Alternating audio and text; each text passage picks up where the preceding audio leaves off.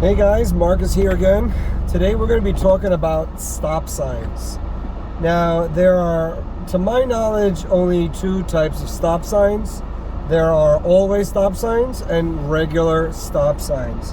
Now, there are some tricks and tips a lot of schools utilize to get you to remember what to do at those stop signs, but I'm going to go over the actual function of these stop signs.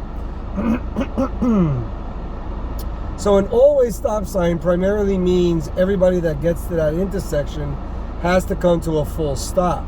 So the behavior there is pretty much when you stop, you look, if there's someone there before you, they get to go regardless of the direction, and then you follow through.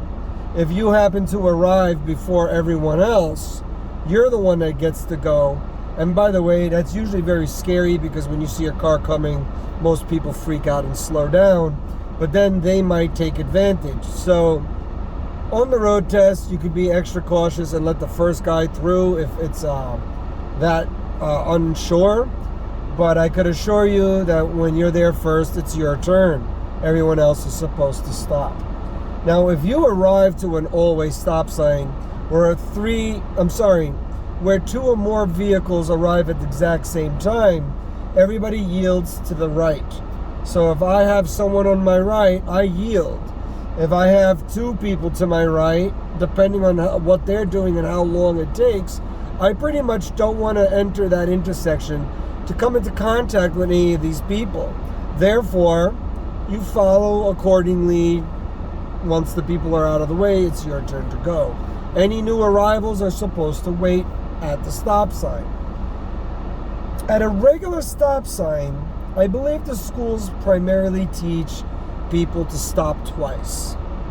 That is not a law to my knowledge. I've never found it in any book or manual. It is something that is told to people so they won't forget to do it. And you don't even have to stop the second time, but that's a loaded statement. So, at a regular stop sign, that means you're coming from a street that's entering another street that has the right of way. Therefore, in actuality, it is the only time you really need to worry about traffic coming from your left or right is at a regular stop sign, because at a light, the definition's there, all way, we just went over it. So at a regular stop sign is when you need to have extra caution for cars that are coming at you. They have the right of way. So therefore, what they're teaching you in the school is to stop once, come out to the outer edge of the crosswalk, stop where you can see down the road, not through or windows or through the cars. You want to see, if there's only one car on that corner, you need to move up and pretend, especially the day of the road test, that nobody else is coming, because that inspector will freak out, okay? So I'm going to go around the block here a few times. I'm in Brooklyn somewhere, nothing special, just a normal neighborhood. And we're going to go over the different stuff that you might experience at these stop signs.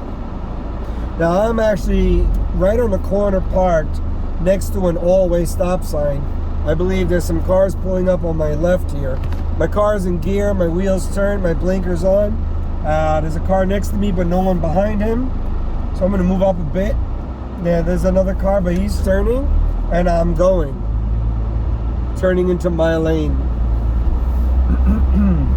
Now, I'd say almost more than half of all your stops are going to be at a stop sign of some sort. The rest are going to be at lights and or maybe other traffic obstructions. So guys, when you're driving down a block, before you stop or before you go, make sure there's no rule that applies. Here's an always stop sign. I'm sorry. I put my right blinker on, I come to a full stop. I'm pretty much here before that guy, and I'm gonna go.